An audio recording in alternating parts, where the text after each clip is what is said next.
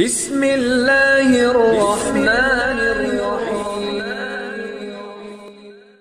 مفتی شعیب اللہ خان صاحب کے بیانات کے لیے مفتی صاحب کے آفیشیل چینل کو سبسکرائب کریں اور زیادہ سے زیادہ شیئر کریں۔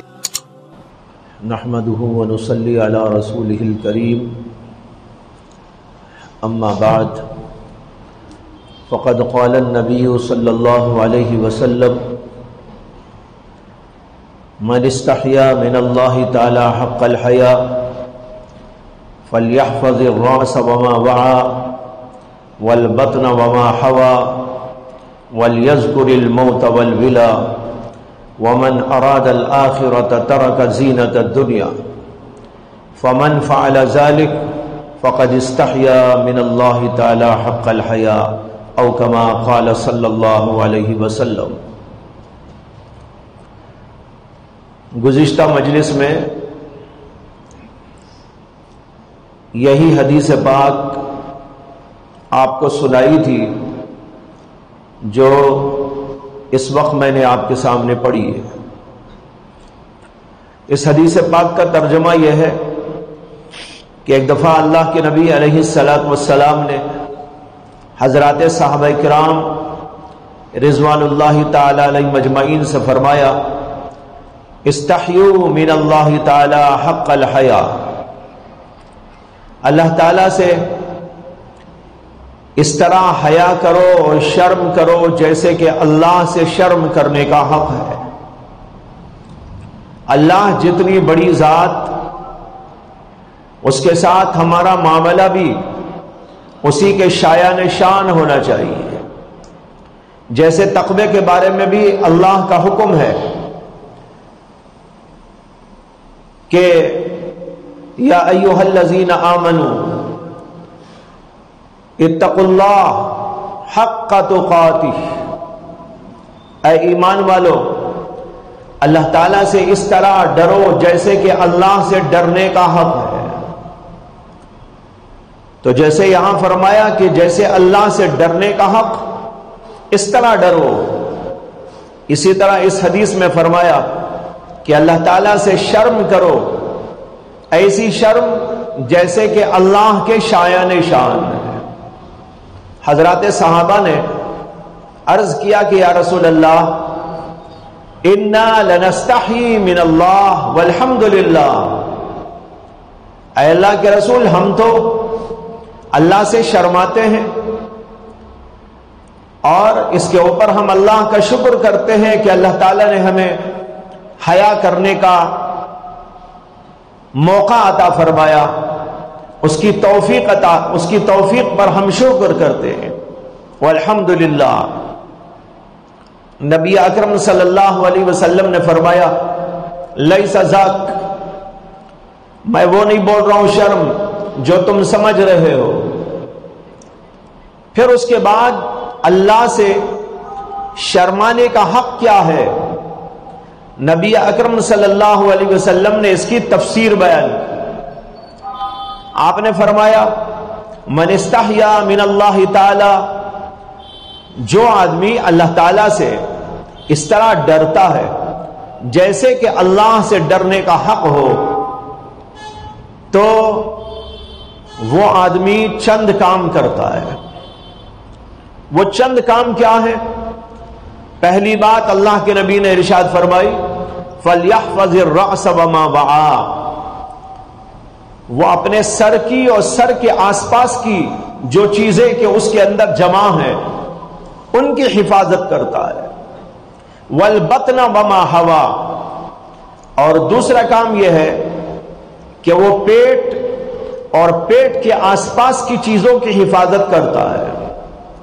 اور تیسری بات یہ ارشاد فرمائی: وَلْيَذْكُرِ الْمَوْتَ وَالْوَلَا، وہ موت کو یاد کرتا ہے اور گل جانے، سڑ جانے، قبر کے اندر کے جو احوال ہیں اس کو یاد کرتا ہے۔ اور چوتھی بات یہ فرمائی: وَمَنْ أَرَادَ الْآخِرَةَ تَرَكَ زِينَةَ الدُّنْيَا، جو آدمی آخرت کا ارادہ کرتا ہے، آخرت کو چاہتا ہے، وہ دنیا کی زیب و زینت کو اختیار نہیں کرتا بلکہ اس کو چھوڑ دیتا ہے۔ جو آدمی یہ 4 کام کرتا ہے، فرمایا کہ وہ آدمی ہے اللہ تعالیٰ سے ایسا حیا کرنے والا جیسے کہ اللہ کے شایع نشان۔ میں نے یہ حدیث آپ کو گزشتہ بار بھی سنائی تھی، دوبارہ یاد دہانی کے لیے سنا دی۔ حدیث کے پڑھنے میں بھی فضیلت ہے، سنانے میں فضیلت ہے، سننے میں فضیلت ہے، اور سنانے اور سننے کا جیسے ایک نفع اس پر عمل کرنا ہے، ویسے ہی یہ بھی اس کے اندر فائدہ ہے کہ اس کو سنتے ہیں تو اللہ ثواب بھی عطا کرتے ہیں۔ لہذا دوبارہ سننا، تبارہ سننا، اس کا یہ فائدہ بھی ہوگا کہ اللہ ہم کو اس سننے پر، سنانے پر اجر و ثواب بھی عطا کرے۔ میں نے اس کا جو پہلا جملہ تھا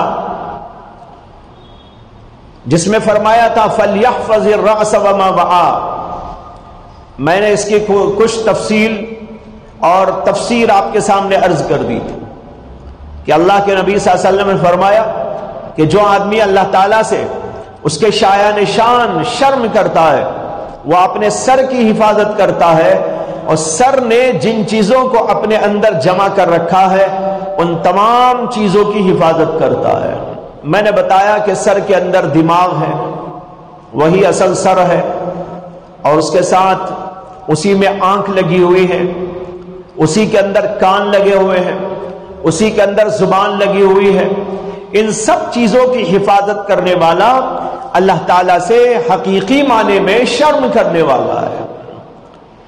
اگر آنکھوں کی حفاظت نہیں ہو رہی ہے، جہاں چاہے موقع بے موقع، جائز میں اور ناجائز میں، ہر جگہ پر آنکھ کو استعمال کرتا جا رہا ہے، وہ آدمی اللہ سے شرمانے والا نہیں ہے، وہ بڑا بے شرم ہے، انتہائی بے شرم، بے حیا آدمی ہے، جسے یہ خبر نہیں کہ میں آنکھ کا کہاں استعمال کروں کہاں نہ کروں۔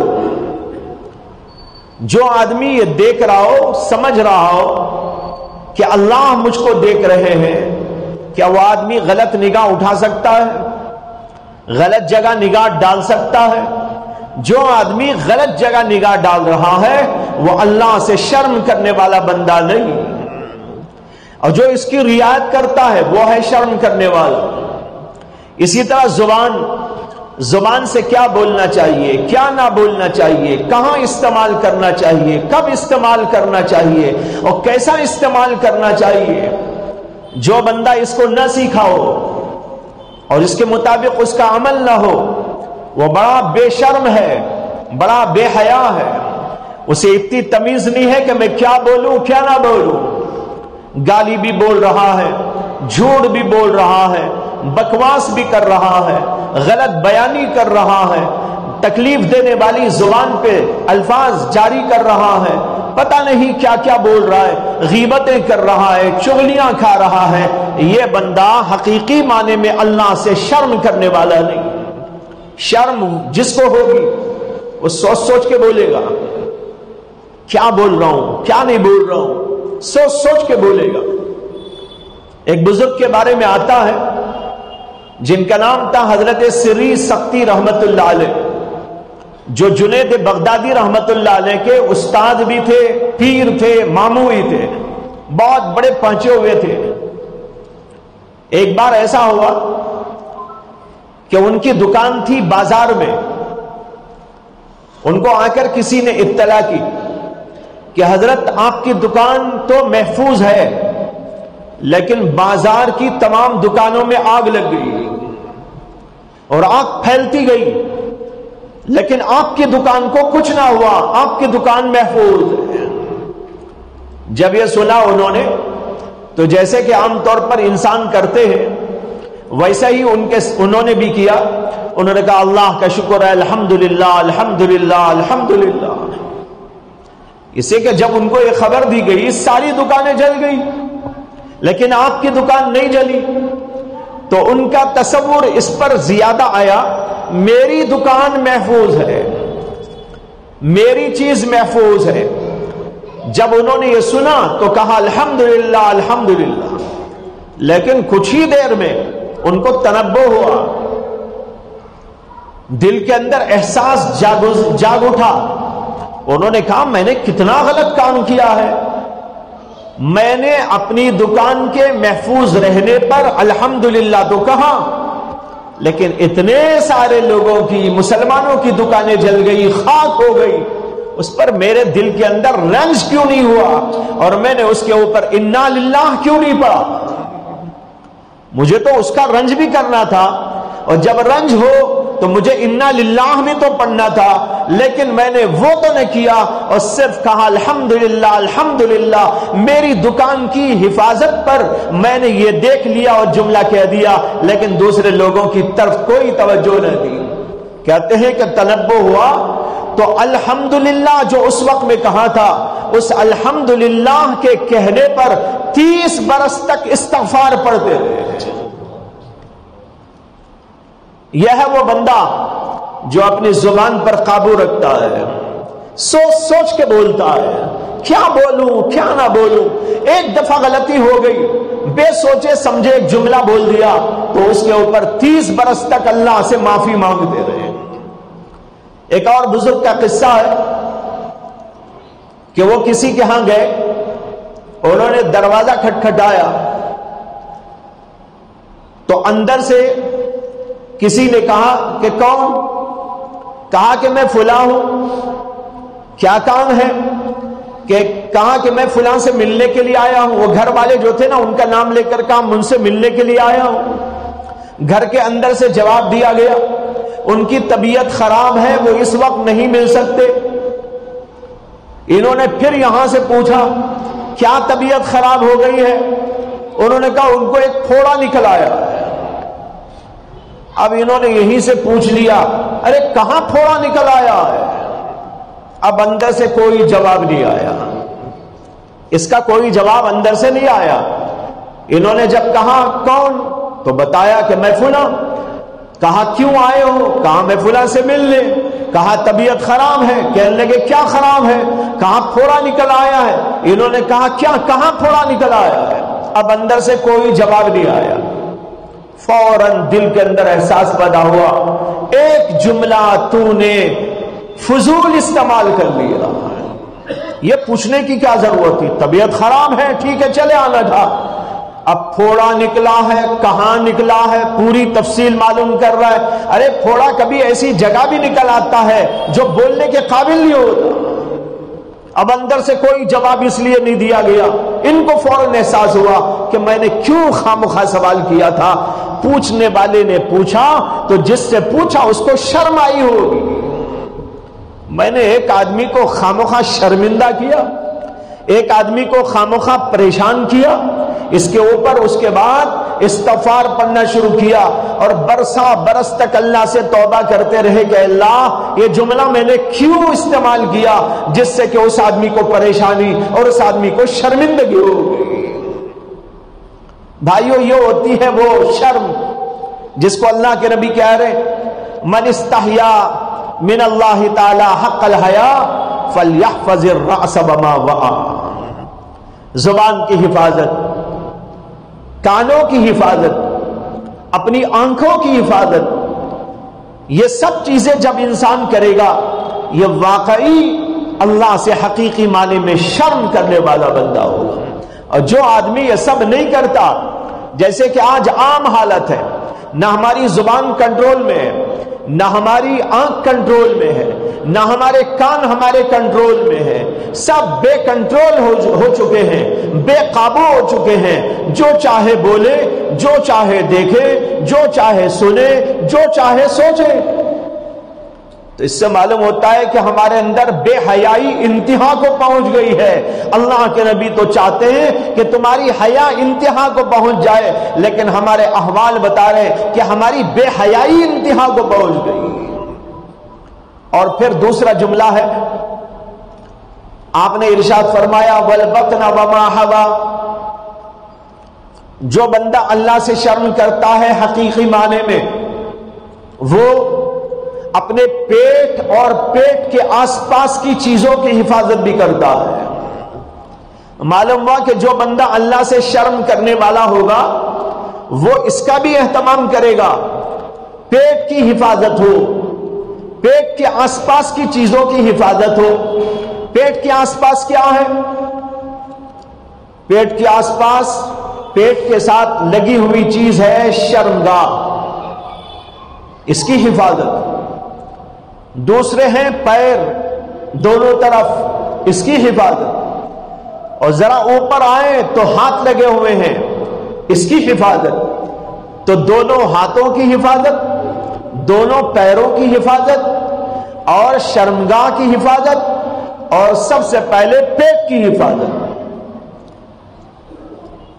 پرسوں میں نے حدیث بیان کی تھی تو ایک طالب علم نے سوال کیا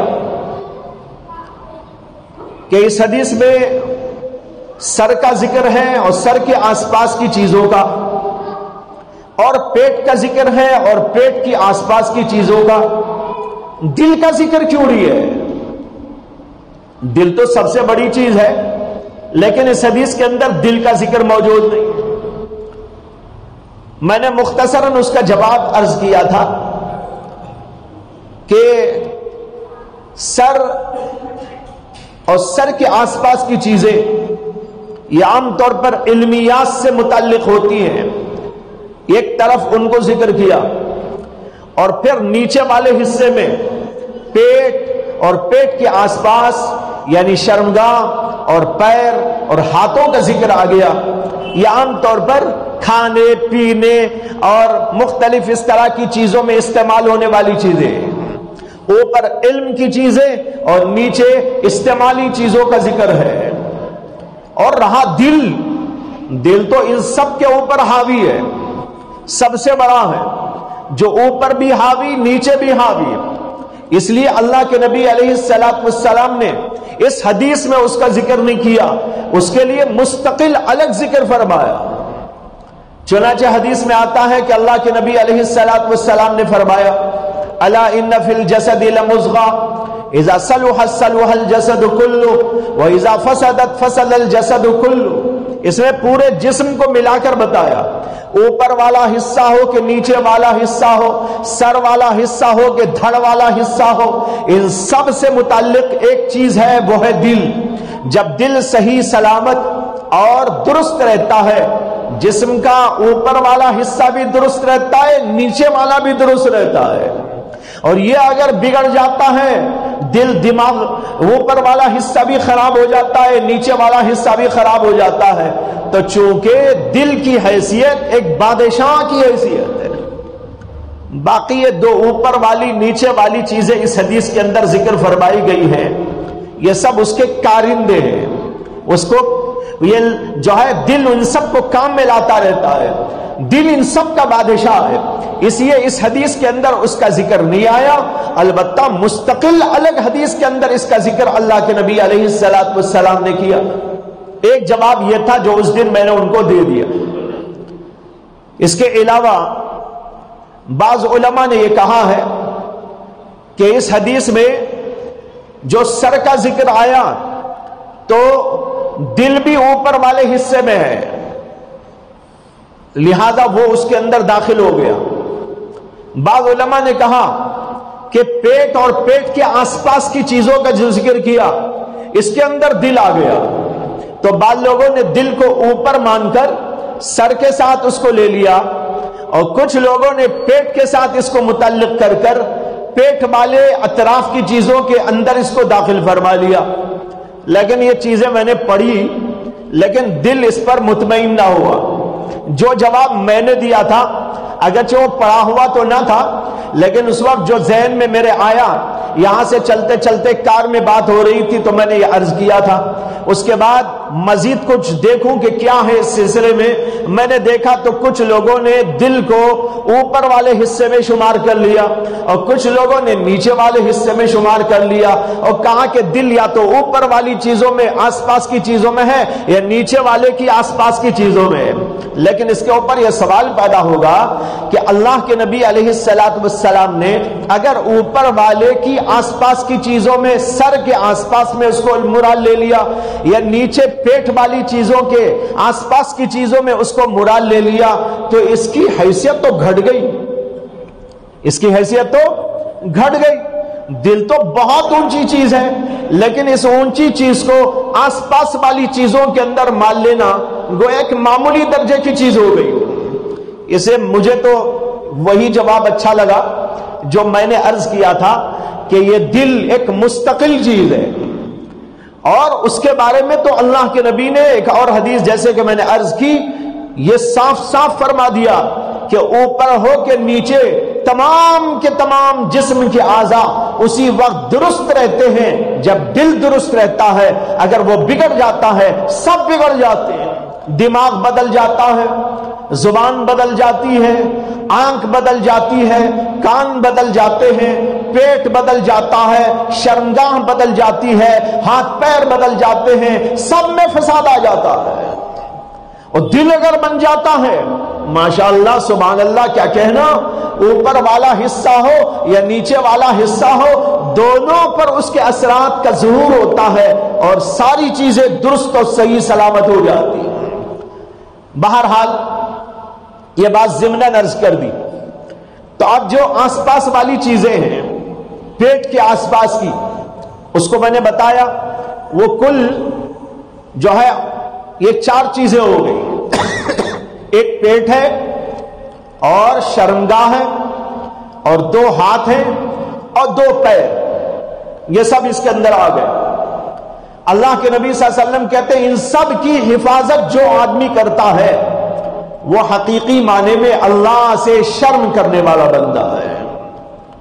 لہذا پیٹ کا کیا مسئلہ؟ کھانے کا مسئلہ ہے۔ پیٹ سے آدمی کھاتا ہے، کیا کھائے کیا نہ کھائے، حلال کھائے حرام سے بچے، اچھی چیز کھائے بری چیز سے پرہیز کرے، یہ انتہائی ضروری ہے۔ جو بندہ جو آیا کھا گیا، ہر آمد در گھسیٹ والا مسئلہ ہو گیا، وہ اللہ سے شرم کرنے والا نہیں، وہ بڑا بے شرم ہے، بڑا بے حیا بندہ ہے۔ اچھا آ رہا ہے کھا لے رہا ہے، برا آ رہا ہے کھا لے رہا ہے، حلال آ رہا ہے کھا لے رہا ہے، حرام آ رہا ہے کھا لے رہا ہے، کسی کا لوٹ کے کھا لے رہا ہے، کسی کا مار کے کھا لے رہا ہے، کسی کا دبا کے کھا لے رہا ہے، کسی کی چوری کر کے کھا لے رہا ہے، جیسا بھی آ جائے نہ حلال کی پرواہ نہ حرام کی پرواہ۔ تو یہ بندہ اللہ سے شرم آنے والا نہیں، یہ بڑا بے شرم بندہ ہے۔ اور پھر اس کے بعد